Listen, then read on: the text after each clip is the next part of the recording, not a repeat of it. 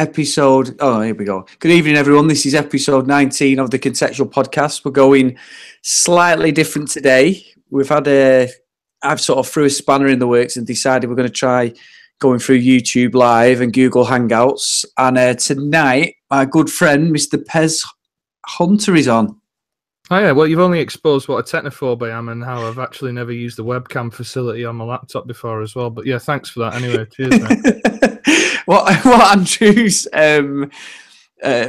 sort of pertaining to is we've spent the last 25 minutes or so trying to get his webcam on. Like about 3 fucking weeks. Well, yeah. I mean, I've actually don't drink, but I've actually had a glass of cider, which is unheard of for myself. But I decided to throw a spanner in the works because we usually record the podcast through Skype. And then I use QuickTime to record. But I'm not too happy with the sound, so we're sort of using a Google Hangout stroke YouTube scenario. But next week, you're going to see Andrew's rather handsome face and not mine. I'll do my makeup as well. Make sure I get my blusher on as well. Thanks, mate. Cheers. Well, I'm not happy about this grey, to be honest. I think it's the lighting. But it's just the fact that you dye it grey as well, which I find a bit weird as well, just to look like more chiseled and like more wise as well. Look, yeah, the front looks pretty good. But yeah, it's great. So this week, we are going to chat about a couple of things. But as usual, our main topic of conversation is good old Pro Evo. Take it away, mate. We saw a little bit of an update recently by one of the Pes Universe guys, one of those good guys who does so much streaming. It's incredible. Obviously dedicates a lot of time to it as well. So he's probably played it a little bit more than us. It's David Fish. Oh, yeah. And he'd obviously started to air his frustrations on it. He obviously plays it a lot more online than me as well. We obviously have discussed before about the potential pitfalls in terms of the flagship thing for Pes for me, which is the Masters League. Yeah.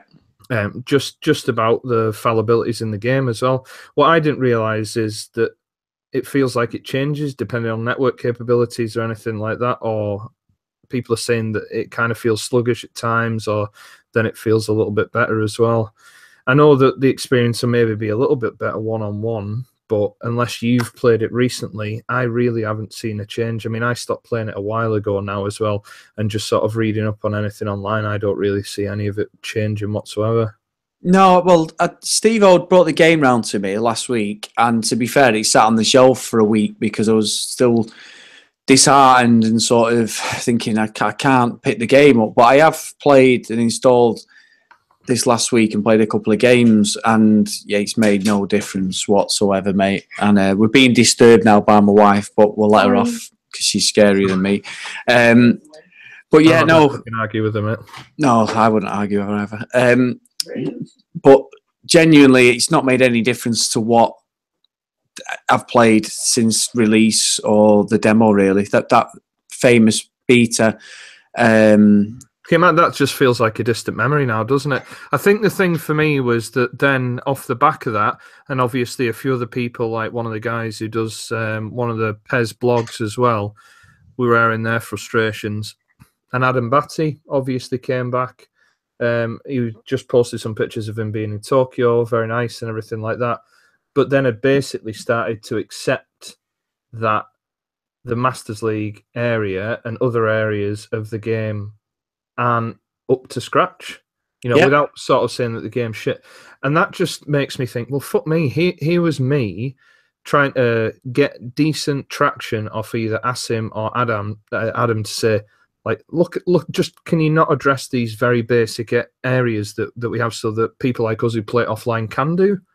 Like, I don't sort of go along with this idea that offline games are dead now, because I still think there's a market for that as well. Because I think one of the Pes Universe guys had suggested that if offline games are the thing that you wanted from something like that, then you need to look elsewhere. Yeah. Then for me, if that's what Pes want to do, then they shouldn't sort of like patronize us by releasing such a sorry excuse for an offline game and just make it online only. I mean, why can't they just do that instead? But for Adam to come out and say, he realizes that this is the cornerstone of Pes. This is what made it before like online play was even possible. That we would actually be seeing, hopefully in the future, a more competent Masters League game. I don't know. I think what you've got to think of is this: is we knew have obviously had our fallings out with Asim and things like that recently, but it's sort of they bring out a Pes Lite version in November, and the game's only been out for like 2 months. The Pes Lite really is what the game is catered for, which is basically my club. Like you said in a previous podcast, and I quoted this last time, was Ultimate Team is a game mode within a game, which is bigger than PES will ever be, unfortunately. But my club is trying to be that. But if they're just catering to the online thing, then why don't they just bring out PES 2018 My Club Edition? Yes. You know, if that's what they think. And I think as well, the one thing I would say is I've spoke to Adam this week privately on Twitter. You know, I wished him good luck and that to what he's doing over there, because I've seen he's been a bit more active. Obviously, Asim I don't speak to on block now, so I have no communication. But it sort of makes our argument stronger, whichever way you think we approached it, because it's now been acknowledged. So all the things, hands up, hasn't he? Yeah, that's what I mean. So you're like myself is being called a fucking, a ball ache, a pain in the ass, someone who's sort of being negative, you're being rude, you're being this, you're being that. I wasn't being rude at all. I still stand by that. But everything we've said is now being acknowledged, because obviously that release window has gone now.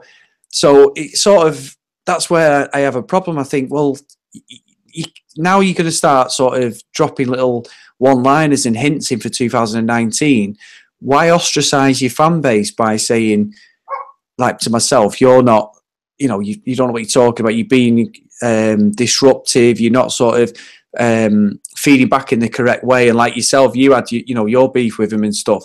And it wasn't I didn't feel through a fault of my own or your own. I just thought we were saying what's right. And now it sort of comes to pass that we are right, because people who weren't there, the guy who's the highest up person you can get to on social media, Adam, is sort of acknowledging some of them faults. And I just find that fucking baffling at times. I really do. Yeah, because to me, it's like we're not, anything that is in this current iteration of the game is too fundamental in order to fix it. And it already felt like that when you were playing like after this patch. Yeah. Which is so minimal and non-existent that you couldn't really see the difference whatsoever. All of the individuality had been taken out of the teams as well. There was no sort of challenge with any of the difficulties on the AI. So for me, it just felt like that was going to be the case. And obviously the comments that he was making then is that it's not going to change in this version of the game. Yeah. It's going to change for PES 2019, isn't it? So... Yeah, it's sort of I just think it's a bit of an acknowledgement that we were sort of right in the way we approached it. We're ushering the dog out as we speak because he's decided to... You just wanted to be a participant on the podcast, mate. He's probably talking more sense than me and you. He's all right, leave him there. Sorry, mate. Yeah, you're right.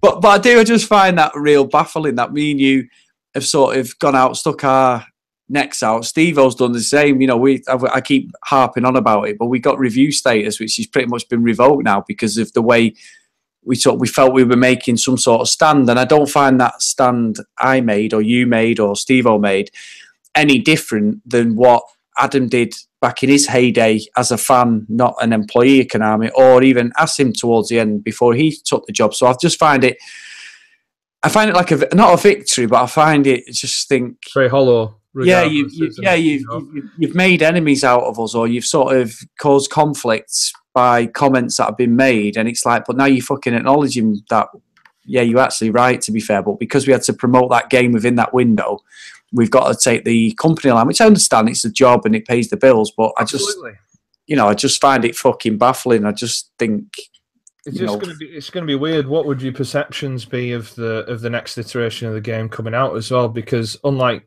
what I did, obviously, because I started the Pes Hunter thing in April, and I did it like intentionally to work up to the new release of this while still playing some of the old game, which I loved far more than this version as well. I'm probably not going to, especially if I'm going to be going out and promoting other games now as well. We obviously have Sociable Soccer on the horizon, which we'll talk about in a bit. Excuse me, but I'm not going to be immediately rushing out until I see it. I'm not going to be lulled in by sort of little promotions of players' faces and, official partnerships or anything like that. I want to see the crux of it, because even the stuff that they advertised that was going to be in this year's Masters League wasn't in there anyway.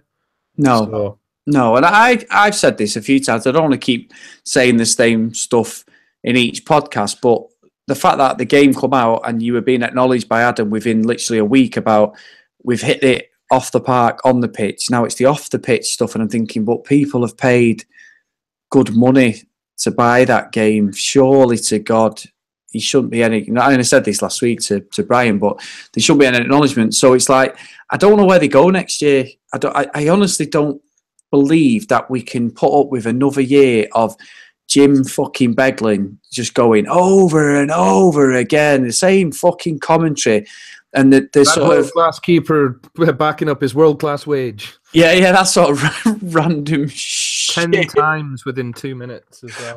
I'll tell you what, I wish I'd captured it. I was at my brother's on Saturday in Llandudno, and I went in a local game shop, Retro one. I put it on Twitter and got a few old Saturn games and a Masters Double Dragon. Yeah. Good little shop. Games and gear. So I'll send you the call out there, guys, in Llandudno. But we were playing Sega Worldwide Soccer on the Sega Saturn. I took my Saturn down, and like my nephew wasn't bothered. My brother and his lad was just ripping the fuck out of it, saying, "I can't believe we played on this shit," like because of the graphics and stuff. And I was like, "Yeah, probably played better though, didn't it?" Yeah, it was all right. Well, we've played this soccer game, mate, and Jack Charlton is the co-commentator, right? Sega World Soccer 98. I had 97 with me, but we played 98. And he was, our kid was, I don't think we was United. Who the fuck was I? Whoever we were playing. And he said some fucking thing in the commentary when he was just stood there. The guy, it was actually Peter Brackley, and he said, that man's just stood there like a passenger at a train station passing him by. And I'm thinking, you know what? That's the sort of shit you'd hear in Pes. And we were all rolling about, but obviously we couldn't rewind that sort of passage of play, but it was just like the most fucking random. It's not changed, does it? Like in decades, really. It's one thing that we're not really. I mean, I don't expect them to be in like a commentator's box near me every time I switch the game on in order to get like. But surely it's something that you can just feed into what is already a big database. Really, I don't know. Yeah, and I think what gets me with Pes is you go 1-0 up, 2-0 up, you get like Neymar, what a player, or whatever fucking bollocks generic thing you get. It gets to 3-0, or you get 3, or you're going behind, or you're winning by 3 goals. And mainly when I'm playing online, I was fucking behind by 3 goals. And then all of a sudden, the decibel level of the commentator just goes fucking through the roof. He just goes fucking loopy. It's Peter's Rory, isn't it? He's just like, he goes to 3-0, and it's like, like I say, he always says over and over. He keeps saying over and over again, oh, Neymar. And you're like, what the fuck? He doesn't even make any. No, there's no contextual sense. It's all part of the plan. Aha, get the put in, yeah. Yeah, you're right. It's just generic fucking bollocks. And it's like, I don't understand why they can't integrate some sort of atmosphere to the game, because it's so dead. Yeah. That's just in the crowd as well. I mean, these are things that we shouldn't even have to be thinking about. Because why would you play a game? Well, why would you play any game like that as well? It's for a level of immersion, isn't it? Of course it is. Regardless of what you do. So the fact that this kind of element is bringing you out of it. 2 years ago, it was probably quite funny. You would look at it from like a sarcastic perspective that it was quite a joke. The joke's not funny anymore as well, because we're still listening to like commentary threads from 3 years ago. Exactly, yeah. So we talk about the core fundamental aspects of the game, but there are these things that you wouldn't actually necessarily should be thinking about, that should be part and parcel of the game anyway. Like derbies, if we had a Manchester derby, like it'd be a really hostile atmosphere. You'd hardly be able to hear our away fans if we're at the Etihad or something like that. Just little things that they could drop in like that. Probably won't be able to hear the home fans, but anyway. Hey, I'll tee them up. You're not going to This is our podcast. They are going to fucking cruise to the title, I know, but the less said about that, the bastards. Fucking wankers. But yeah, I know they are, unfortunately. But yeah, you're right. You're creating that atmosphere of a football game, and because you've got just generic sort of random chants, and everything just doesn't make sense. You've basically got that sort of rectangle of play, which obviously the camera pans from side to side, whichever view you have. But everything else around it, I mean, I laugh about this. I've said this before. I remember PES 13 or 12, and it's carried on. And it's just a random guy who's like a sentry guard who walks through the crowd, through every single person like this in a suit, and he just does that. And just fucking walks up and down. And I have nightmares about that now. Have you never seen that before? No, I've not. I'm glad I haven't, mate.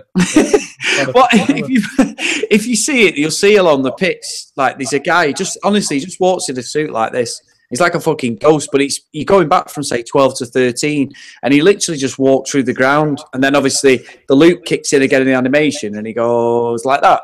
And it's just fucking You should stop taking mushrooms when you play PES, mate. That's I'm sure I'm not the only one. But yeah, I mean, and I think it doesn't necessarily, we can't really just tie it down to PES, really, can we? Because last couple of weeks, you'd obviously seen the advertisements come out for the Winter Olympics version of Steep.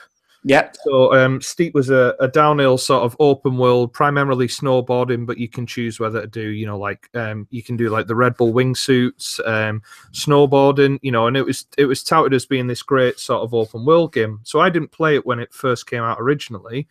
And then I bought the Winter Games edition because, like you and me, if you were playing any of those versions on like the PlayStation 1 and 2, when either the Olympics or the Winter Olympics game came out, they were perfect party multiplayer games. Me and my mates would play them. So I just thought initially, amazing, that'll be great for get a few of the lads around, get some beers in, and sit around and play like a Winter Olympics tournament. You can't do it. You can't do it. There's no local multiplayer function within the game at all. And like this isn't anything against the game. It looks, because it was one of the first HDR games that I ended up playing on my new 4K TV. Yeah. And it looks incredible. It looks absolutely incredible, honestly. But me and my mate had sat down, a couple of beers, and we were searching around because it's got like this open world map where you can sort of go source across the mountainscape and actually find the Olympic events. But that's all you can do. You can just choose an Olympic event as a one player, and then you just have to pass the pad before it. There's no tournament in it. The only thing that's in it, like with every other bloody modern game at the moment, is like a become a legend mode, and you can follow like a generic rider through his success in different events. But, right.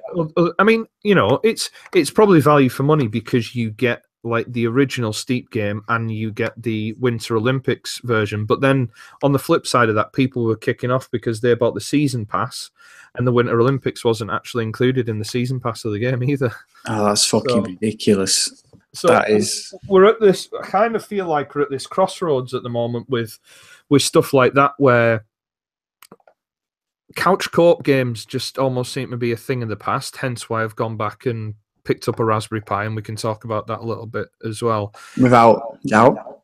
And we like sort of little microtransactions or DLC within games and stuff like that that are not either really there to actually improve or sort of increase the power of the game as well, but are there just to actually make more money out of it. And not to tread back onto the topic of PES as well, but that almost feels like what they're doing is all they want to do is promote the My Club side of it, because they know there's extra revenue in that after they've actually got the base price of 40 quid from you. Yeah. But then that reflects bad on them, because at the moment the price of that game is like, what, 12 quid on the PlayStation Store or something like that. You could probably get it for about 15 quid on Amazon. Yeah. It just, to me, it really doesn't make sense. Why can't, people still come around to each other's houses and want to play like co-op games, but the only way I'd be able to do it now is by picking up a Raspberry Pi or playing like some of the little arcade games. But I want to play like an Olympics game, or I want to play a good football game or something like that, or something like Micro Machines. The Micro Machines game that came out this year was absolutely fucking terrible.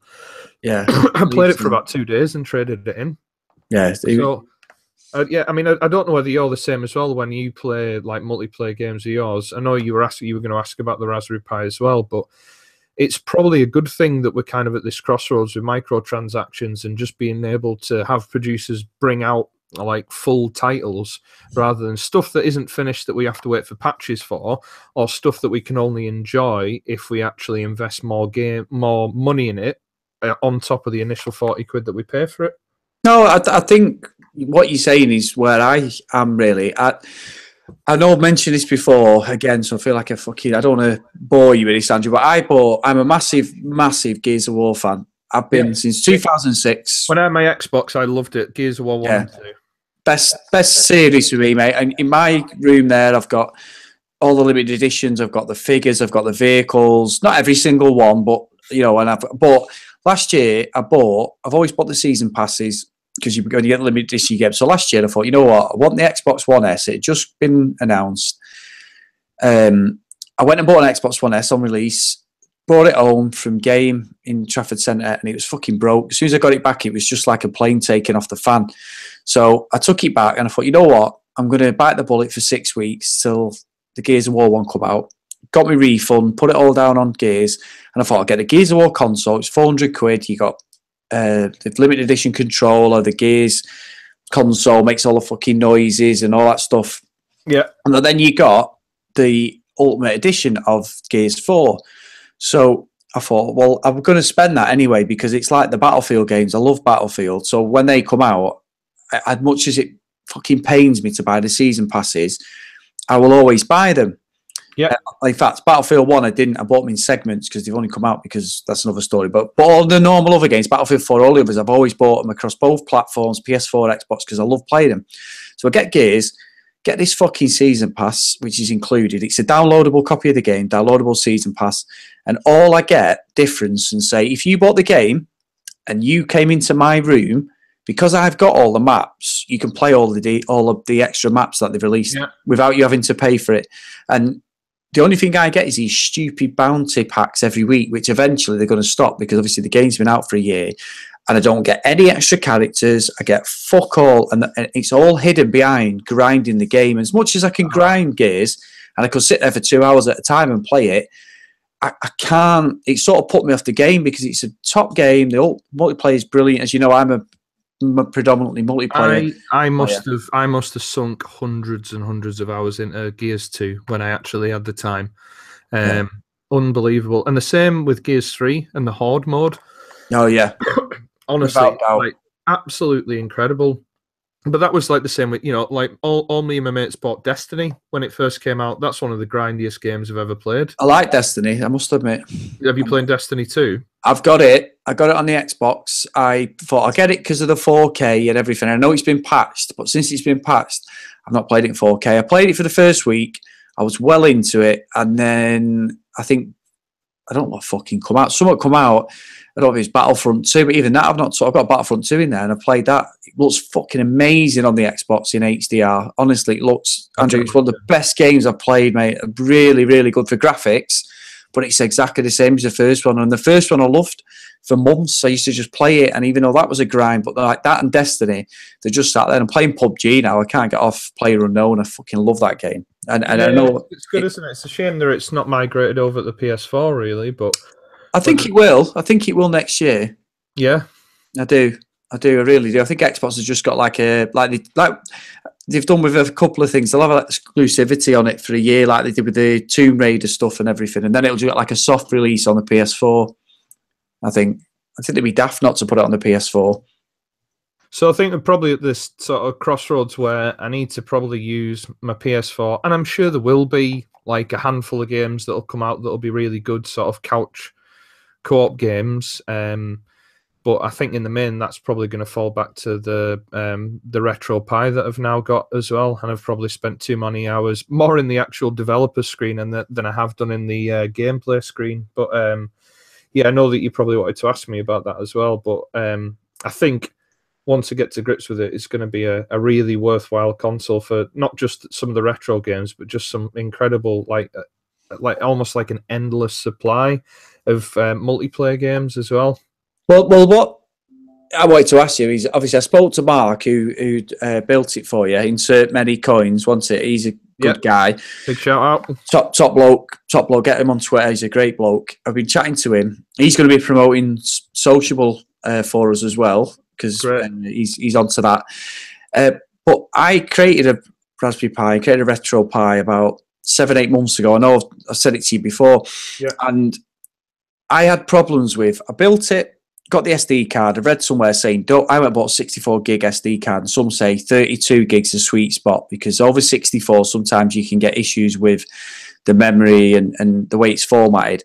So I bought a 64, and basically I downloaded Mega Drive, SNES, Master System, NES, Atari, and the Amiga stuff I know is different because you've got like BIOS files to run them.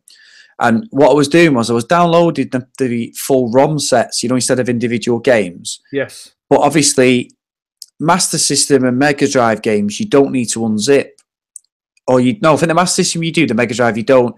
And I kept messing it up where I've got separate SD cards where I've got the full SNES ROM set, and then I've got another SD card I've got to take out to put the Master System and Mega Drive one on. And then the Atari ones don't play, and I might have a couple of games of Atari. So I've messed up, but I know Mark said something about, is there a laptop where you can do it now, where you actually just link your laptop in? Or, like me, I just bought a 1 terabyte external hard drive, and that's just got everything on. That's just where all the ROMs sit. So all the ROMs for every single platform of every game, they just sit on a folder in there as well. So I can go on and find each individual game and just download them, and then it updates it automatically. As soon as it reads the external hard drive, it'll just populate them. So I know I've got probably some platforms in there. Like I'd realised there was a platform in there for Neo Geo Pocket Color. Oh yeah. And I just went and downloaded a full ROM set for that, and then it pops up on the main menu as well. So you actually get that as an option. Right. Yeah, so it's probably worth speaking to him. I know that I've just started speaking to another guy on one of the groups that we've got as well, who is incredibly knowledgeable about everything Raspberry Pi. And he's one of the ones who's probably actually just finalising concerns with what the N64 and the Dreamcast emulators are like, because they're just not. They're not really there as well. This guy's called Simon Locke. His Twitter is A3RGAN. He's on one of the groups that we're on at the moment. Oh, right. Big shout out to him as well, because he's dropped a lot of information on me. So I'll be able to forward that on to anyone who's actually doing any Retropie business at the moment. But, I think it's obvious that your Mega Drive, SNES, NES, and all sort of games are actually PS1 kind of works all right. But the N64 and the Dreamcast are just a bit sort of suck it and see, really. It's more, you'd probably spend more time going through seeing which versions of which games actually work, rather than playing it. Because I've got a pristine version of Mario Kart 64, but then quite a lot of the other stuff doesn't work. And the funny thing is, it's like upscaled in this version as well. Like on my HD TV, it looks incredible. So yeah, it's maybe just a case of asking some of the guys on here, and there's some great forums online for stuff like that as well. But I think when it works, and the good thing is as well, I've been able to actually initiate the Bluetooth, so there aren't cables bloody dragging all over my living room while I'm trying to play the Retro. Right. So you got the controller. Yeah, it'll work with my PS4 pads. Oh, that's good. Yeah. I haven't tried that. I know it does. I've just never peed about in the back end of it as much, in the command stuff. I know it's there to do. I've just never followed it. It's an interesting concept, and I think the one thing it would be good for it if you could play some of the multiplayer games on a server against people. That probably will be the next evolution, where people are just hosting their own servers on these old games. The facility is actually there, so I think you will be able to do it as well. Oh, that's good. For someone like me, it's great for the people who have all these consoles and everything like that, and then can dip in and out. But maybe like yourself as well, who's got a young family, and probably space comes at a premium nowadays anyway. It's just perfect to have a console that's no bigger than the actual external hard drive that I've got, which has basically got like 3 decades worth of computer games on it. No, it's good. That how when you've downloaded the ROM sets, did you go on like Emu Paradise, or did you? Yes. Right. What did you do with them? Did you just put because I know on the Raspberry Pi you've got you put it into a ROMs folder, and then obviously on the Raspberry Pi the ROMs folder's there, and then you've got every single console that it does, and then you just drop your ROMs into that. So if it's a SNES, you put them in the SNES. The Super Nintendo, you put them in there. So you would go and like say some of the N64 ones are zip folders. Yeah. So you would probably unzip them in your laptop, Yeah. and then check that the actual file extension is right. Right. Okay. And that's when you go onto like this website called GitHub, which has got every different platform, and it'll tell you how to set the controls up, which file extensions are right as well. Right. Make sure that the file extensions match the ones that will actually work within it, and then just drop them into the ROM folder. And then, like I say, as soon as you plug it back in as well. Now, I know that Mark at Insert Many Coins has actually done quite a lot of the donkey work for me in terms of setting up the actual platforms. So realistically, all I need to do now is find the right file types and drop them into the corresponding folders, and they should just pop up here.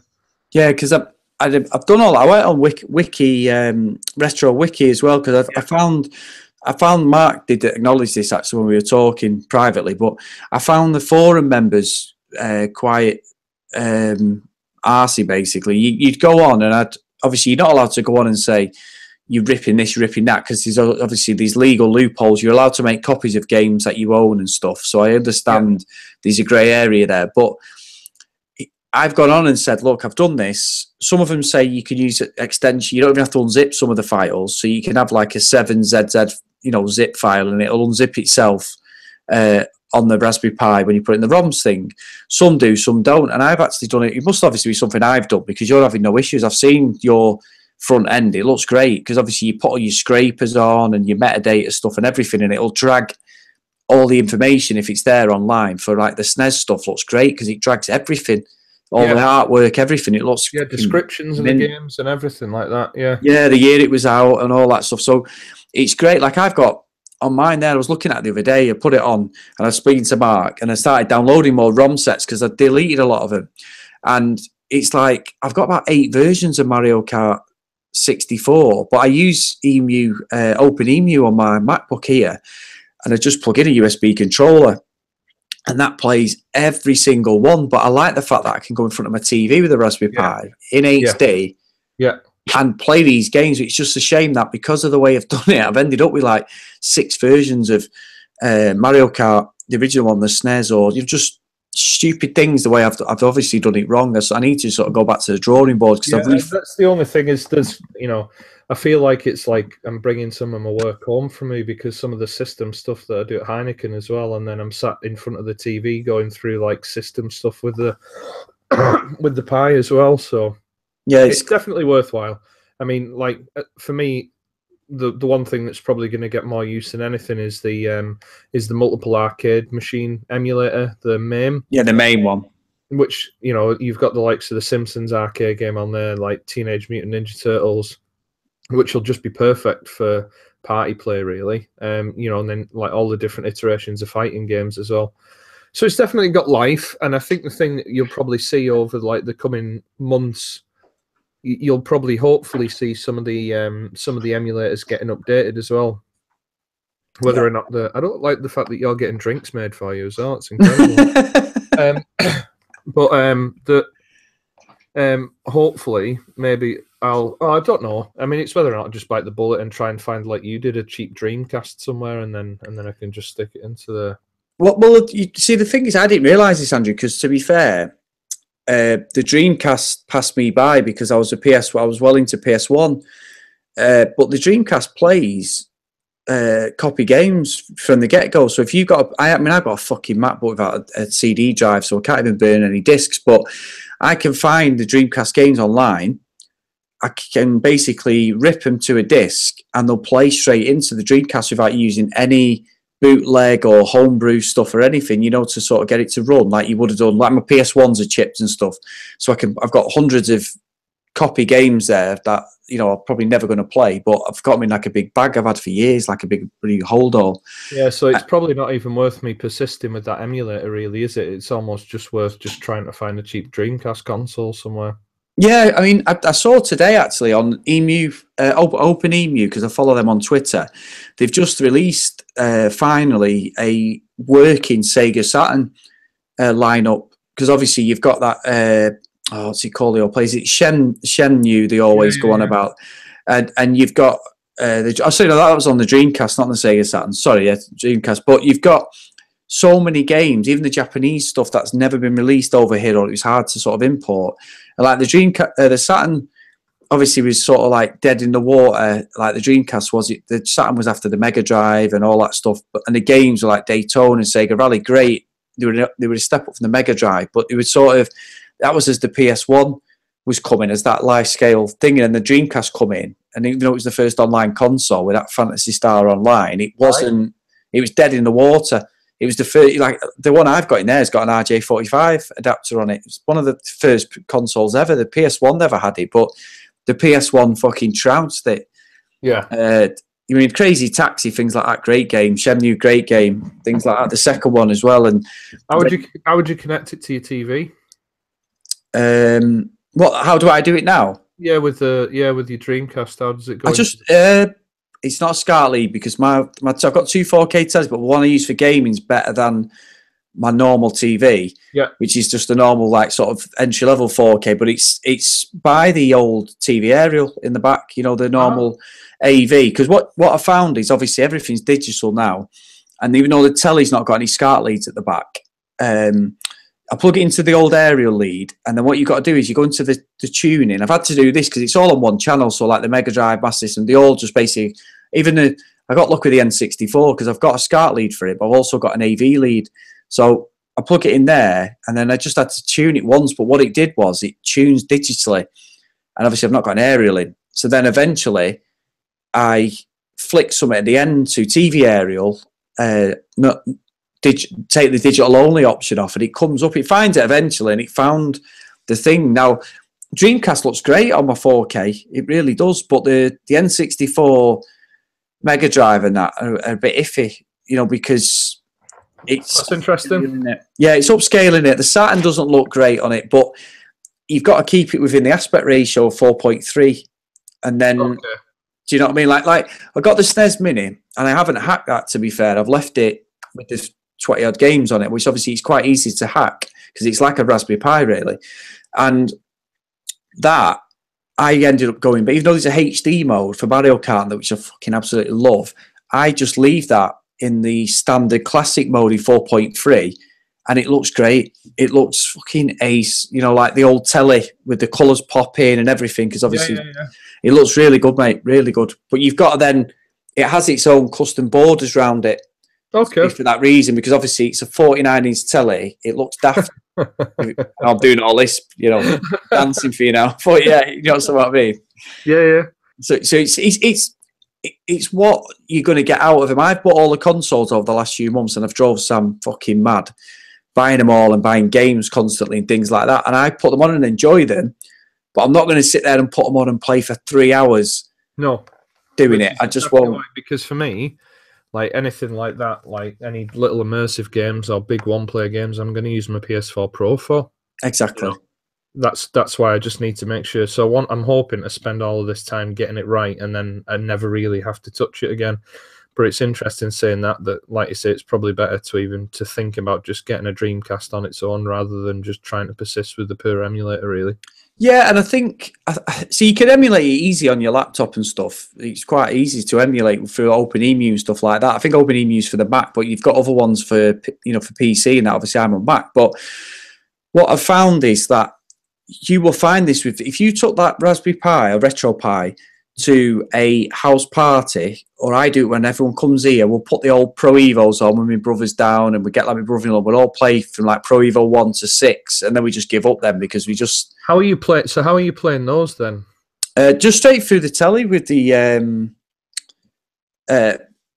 what's that one? On that one, on my PS2, on my other telly I play, my normal TV, so that's through the SCART. Yeah, I play it through the SCART, and it doesn't look that bad. You've got a bit of haze as such, but it doesn't look that bad. I mean, I know you can buy inverter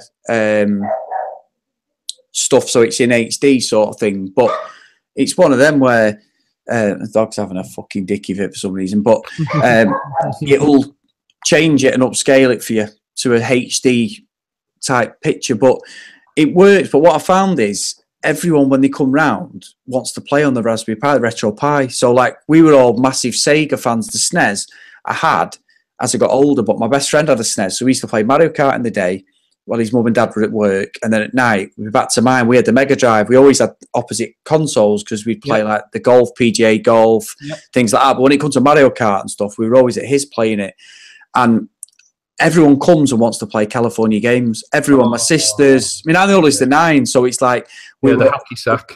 yeah, exactly. Yeah, we're playing you there, fucking doing all this shit and flicking your feet up. But my sister, like Lois, she's am I 39? She's 32. And when they come round, we're all gamers. We've always gamed since we were kids. All of us. My dad still games now. He plays fucking COD 4 every single day. He's played like 140 days continuous play of COD 4 since it come out. It's unbelievable. So we're all gamers through our family. Everything's synonymous with gaming. What we do, other than like watching United and things like that. Everything. There'll be some point in our life will be about gaming. Is involved, whether that's a good thing or a bad thing. It's it's what we're into. I don't think so at all, because you're still plugging into the social and togetherness element of it as well, and that's the thing that's important for me. That's one of the reasons I probably got rid of Pes, because I didn't want to subject any of my friends to it anymore, and I thought there were more important sort of couch co-op or multiplayer games out there that we could have played while we waited for either that to get better or a next version of it as well. Hence the reason we got the Raspberry Pi. So exactly. In fact, I'm going to send you a video from Pro Evo 6. We did a tournament at my house years ago, and one of my best friends lives in Dubai now, but we was notorious every year for having Pes tournaments. Every year for money. Everything. It's big takeaway money. We had fucking spreadsheets, everything like that. Probably you've done yourself. And I'll send you the video because it's on YouTube. It got quite a good following years ago. But as we get back to Retro, so what I found is the Raspberry Pi, Retropie, is people want to play them games. Yeah. And literally, I've honestly, we've had 4 or 5 parties at my house over the last year. And by the end of the night, everyone's in my room, sat around the fucking screen, lay on the floor, on the couch, on a table, sat on a table, and they're just playing California games, Street Fighters on, Streets of Rage. It's sort of anything where you can have more than one person engaging. That's exactly it. That's all I'm interested in. No, you're exactly. Right. So for you and your friends, like Sensi stuff, fucking ace. I've just downloaded Sensi World of Soccer. I've got an Amiga emulator running on my Mac now, so I had it on the other day. And I haven't got the controller set up yet because you've got to piss about with the controls, with the keyboard. But it's there. I'm United's manager. I love Sensible World of Soccer, as we've said many a times. It's fucking ace, and it looks great. So I've got that for here. And if I go on holiday on a plane or anything, the control pad's coming. This Mac's coming with me, and I'm playing Sensible World of Soccer, and that's me done then for fucking the whole journey. It's just unbelievable. Keep at it, mate, because it's a fucking ace. I will do. Yeah. Really good. Just go through any of the new releases. I know that you'd obviously started playing PUBG as well, but is there anything that you're looking at in the horizon before I go through some of the things that I'll probably be picking up on the PS4? No, I do want, you're probably going to say it as well. It's got, I read a review on that Gang Beast that we talked about on the PS4. And read my fucking mind, mate. Well, I want to get it because I'm happy for me and you to fucking throw it down or whatever, because I've never played it. Obviously, we've seen the video and I'd mentioned it to you because I'd seen, my nephew and that. And it's one of them where it says that apparently from the minute it's come out, Eurogame, I always trust Eurogamer's reviews probably over any of the other ones because they're usually quite varied and balanced. Yeah. And they said it's a great game, exactly what you want to play, where it's just on your couch, you get friends round, few drinks, and just go crazy. And I can see that. But he says they've tried to add a bit of depth to it, a bit like what's going on with Social Soccer at the minute. It's in early access, so the game modes are quite light while they get the gameplay right. And I think that's where Gang Beast is at. It's got a bit of something, but they're saying it's not got enough to compete at, say, a Rocket League level, even though it's probably in that sort of area. But no, and I can understand that. It's still not really purporting to be anything else. And for me, it's not a game I'd play hours on end anyway. But I was already thinking I'm going to download it before I go home for Christmas, because like me and my sister and her boyfriend will be sat around with a couple of beers, probably splitting our sides playing that. Because I don't know about you, but if you've seen some of the YouTube videos of like 4 guys that have streamed it as well, they can barely say any words by the end of it because they're all just crying with laughter as well. So it doesn't necessarily need to be like a career mode or anything like that. It's just pick up and play for half an hour, wet yourself, and then just move on to something else. Yeah, and exactly. it's only a few quid. You know, I think it's only digital only, but for me, that's fine. It's about 12 quid. I think if you're a PlayStation Plus member at the moment, you get a small discount on it as well. So thanks for reminding me, because I'm probably going to download it before you get that. Get it. So if you do, that might be one that we could actually stream together as well. Granted, our audio wouldn't be that great because I'll just be wetting myself all the time while I'm playing it. But yeah, probably fucking throwing me off a building or something. Yeah, exactly. Yeah, one of the other ones, I know that Masonic Gamer had actually played it the other day as well, and it's obviously really, really popular in Japan, and I know we've had a few versions of it out. I think the last one that I probably played was on the PSP, but that's Monster Hunter World. Oh, right, yeah. And there's actually a beta on the PlayStation Store at the moment. I think the one thing I'll say about it is I've never felt so chucked in the deep end for a game in my entire life. It obviously feels that if you were to buy the full retail version of the game, you'll obviously get a tutorial which will learn all the different combinations and items and elements that you need in order to get up to the point where you dropped into the multiplayer version. Basically, it would act as like, I don't know whether you know about Monster Hunter, but it's just like an online cooperative game where you go into a map. There are smaller enemies, but the idea is that you're trying to find the tracks and traces of a particularly large monster within the map. Ah, right. But then you need particular weapons, items, and gear and stuff like that because each monster is different. So it obviously has different weaknesses in order to take it down. So obviously trying to learn that within 2 minutes and play and enjoy the game within the beta is quite difficult. So I understand what they've done to give someone a flavour from it, but I don't know whether it would scare quite a lot of people off. It's brilliant, you know. It looks absolutely beautiful. It plays in HDR as well, but I think it'll be quite time consuming, and it'd probably be relying on quite a lot of your friends invested in it as well. Because again, it's not local multiplayer, but then that kind of game really can't be because you could never imagine that being split screen because there's so much going on in the map and the game's so deep as well. It's beautiful. Yeah. It'll probably get really good scores when it comes out as well, but I think there's like a steep learning curve. And I think for me, where I'm limiting the amount of games that I would play on the PS4 as well, it's beautiful, but I don't know whether it'd just be one of those that would actually pass me by. Yeah. Yeah, the time you've got to dedicate to something like that. And I to be fair, I didn't know. I know the series. I know people go on about Monster Hunter and everything, and it's got a proper following, and quite rightly, the reviews state all that. I've seen the reviews. It's just not something I've ever played or sort of get to understand. And that's no disrespect to anybody who plays it or the developers. It's just not my sort of game. Yeah, I completely understand that. One of the other ones that I don't know whether you've seen coming out as well that seems to have been in development for years as well is this Kingdom Come Deliverance. Oh, I've not seen that. Which is like a sort of open world medieval game as well, but it's got like a real time sort of internal clock within it as well. So theoretically, it's very akin to Skyrim. Yeah. Where it's historically accurate, and it's actually set in a medieval time. But you could potentially, excuse me, you could set off a submission, so you could pick up a quest for some guy, but you have to. There won't be like a countdown clock or something like that, but there'll be something that'll tell you that you actually need to do it within an allotted time as well. So you could theoretically fail quite a lot of sort of open-ended missions like that. So there's no HUD or anything like that. There's no sort of way of telling you where to go. It's like a massive open world map, and most missions come with like about 6 or 7 different ways of doing it. There's some really good developer videos online as well. Actually, like one of the developers basically talks through that on how you would actually go to different situations and what the outcome of that situation would be if you went down a particular path. Oh, it's quite clever, that. Yeah, it's probably one of those where like the premise of it looks absolutely amazing, you know, and if they can actually deliver it perfectly, it'll be good as well, but the proof will really be in the pudding. Well, in fact, there is a game, actually, you've sparked me interest now. I've been speaking to a developer, and I've been following their video diaries, very similar to what you're saying. I don't know if you've seen it. There's a game called Scum coming out, SCUM. Yeah. And I always think, what the fuck? See, it's not Ray Winston's alter ego, or there's not going to be any,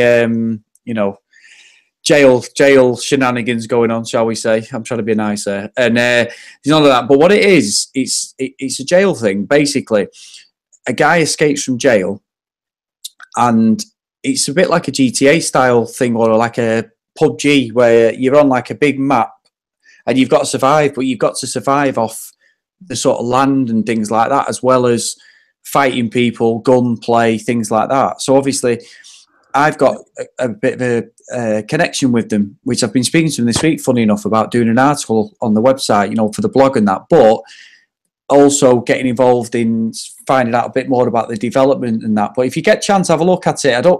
I think it's one of these ones. I'm having a look at it right now, mate. Yeah, and I don't think it's in Kickstarter, because I think it's Devolver Digital and stuff like that. But the nice people engine as well. So yeah, exactly. So if you look at it, he's got a bit of a PUBG stroke, I don't know, like a Kane and Lynch style, old school PS3 sort of look to the guy. I think you can customize the way they look, but they sort of using the guy with a bald head and a bit of a beard going on. Yeah, it's like a bit of a bouncer. Yeah, that's the guy that I see on here as well. I mean, again, premise sounds absolutely beautiful.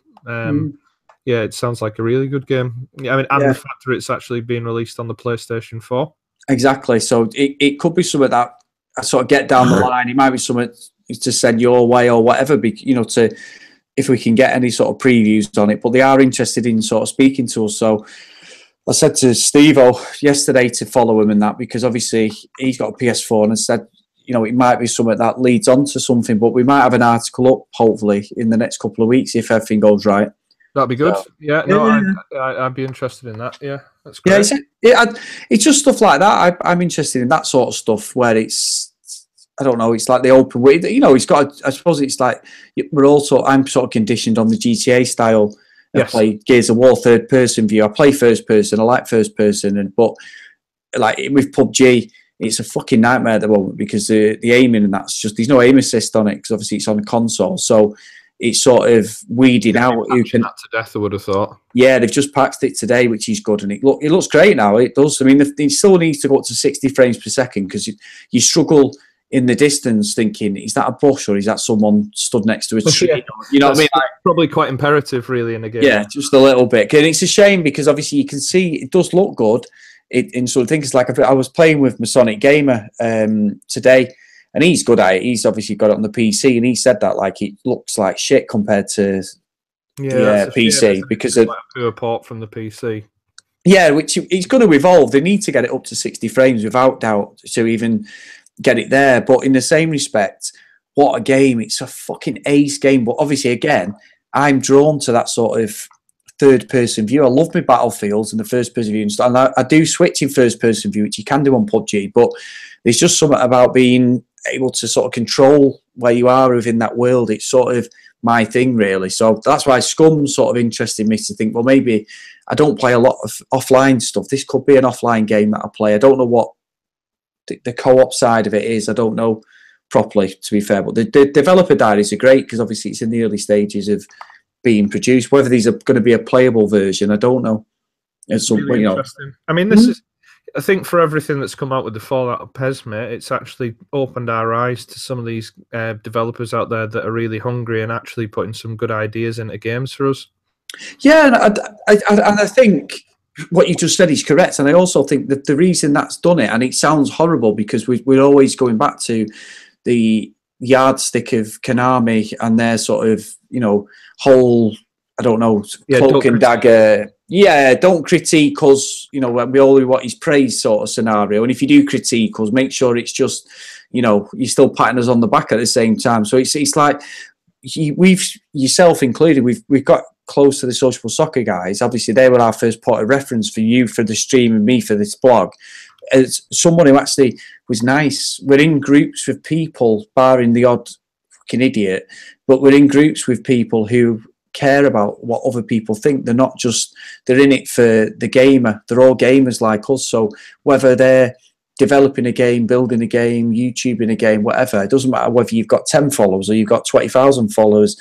Everyone's there to help, and it's a good sort of thing. And I think that's what it is you sort of think that these big companies, i.e. Konami, and even EA have never got back to me on anything when I've tried to contact them, because obviously they must get so many requests. But you're just a little man. You've got to make your own inroads into that world before they take notice, which isn't a bad thing, because it means you're right. But it's like you say, we're interacting with developers in different games that you've had to go outside the box really to sort of get that fix, which is sad. And I think that's what Konami sort of needs to stand up and realise, that they're driving people away that were once so loyal. It's just the resentment that's coming now all the time, which it shouldn't be. You know what I mean? Yeah, if you're going to get that kind of hunger reciprocated by a developer who's happy for you to promote their stuff as well, then that's what you're going to do. You know, so exactly. Look at Sociable Soccer, Andrew. We spoke to Gustav. You spoke to Gustav privately. Obviously, we're not privy to each other's direct messages, but we've talked about it. It's the same thing. He wants you to tell him the game's fucking rubbish, and like the keepers was shit. We've said this in the other podcast. I don't understand why giving negative feedback is wrong if it's going to fix and help them get more sales. I've had private messages with him about that, just saying, look, you need to sort of play it, and even if there's really small, intricate things, we need to be able to find a level playing field to fix everything like that as well. Yeah, because I mean, don't get me wrong. As much as what I've said, I've had information off people regarding Pes and what people think of it behind closed doors, but they're never going to say it on. That's all I can say really. But yeah, I know stuff that basically you know we're arguing over something, and there you go. My smile says it all, my friend. That's all I can say. And then lastly, thanks to the guys that have added us onto a big group, and it is basically just coinciding with that as well, from all of these developers and people out there who are streaming games as well. And as we've noticed, there's some people on here with tens of thousands of followers, and some people with 20 as well. But we were having a conversation about one of the guys hitting on another guy on there and stuff like that, and like really, really good crack as well. Very welcoming as well. They were wanting to promote stuff. I even dropped a message on there today, excuse me, about the Raspberry Pi question. I've then been private messaging this guy who's probably got enough on his plate as well. He's been happy to go along and actually tell me everything about it as well. It was SNUK Gaming, so at SNUK Gaming, who actually added us to the group as well. And there's some really good guys on there. Obviously, Retro Joe, who's been added recently as well. And you've even got some people who've actually started developing games on their own. But again, they're more than happy. Yeah, at Chris or Britch as well. He's developing a little platform game at the moment, which looks great, which is called Battle Princess Madeline. I think he posted a little video about it. It's like his own version of Ghouls and Ghosts, really, isn't it? Yeah. We were laughing about that last night. It's great. Yeah, absolutely. But his developer video, I'm going to share that soon, actually. It's really good. But yeah, everyone on there is obviously doing it for slightly different reasons, but all top blokes as well. And I'll keep it very PC. Exactly. And that's what you want at the end of the day, because we're not, no disrespect to you or me, but we're sort of breaking into this industry. We're making waves one way or the other. And it's positive to have any sort of response, good or bad, and we're getting that. And to be fair, I'm getting quite a good load of comments, which is great. So it's sort of helping. In fact, it's been that good this week. One of my good friends, he's now thinking of doing a podcast. I've been speaking to him today. He's been asking me for tips. Now he's someone who he don't sugarcoat fuck all when it comes to me, and he'll just tell me if he thinks something's rubbish, which is good.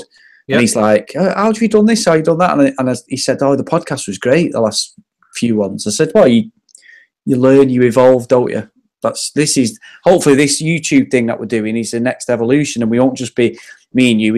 I want Steve on, because obviously he's part of the podcast, but I want it where we have 2 or 3 people chatting. I thought last time we were saying maybe it should just be us 2 and a guest, i.e. like yourself or whoever, because I thought maybe 4 was a bit too much, because you sort of battling to chat. Probably squeeze in, isn't it? Oh, you would probably need to do the podcast for maybe a little bit longer and then trim it down, because you struggled to get everyone's opinions across, really, wouldn't you? Yeah, exactly, because we all have different. I mean, the good thing with myself and you is we come from somewhere where you're predominantly an offline gamer and I'm an online gamer, so it's interesting to see what you're into and what your beliefs are to mine, even though we're gamers, it's sort of there in some respects. We've got that thing in the middle with obviously Pro Evo and stuff, but my stuff is the casual multiplayer stuff where I can just pick it up, play for an hour, put it down, not think about it, go on again. And obviously, I don't have that sort of thought process anymore where I want to spend 3 or 4 hours playing a campaign, which is there's nothing wrong with that. It's just not my bag sort of thing. So it's good. You need to be able, you need to be able to cater for both, though, don't you? So I think our opinions definitely cross over where that's concerned. Anyway, good. No, it's good, really good, mate. I want to thank you for coming on today.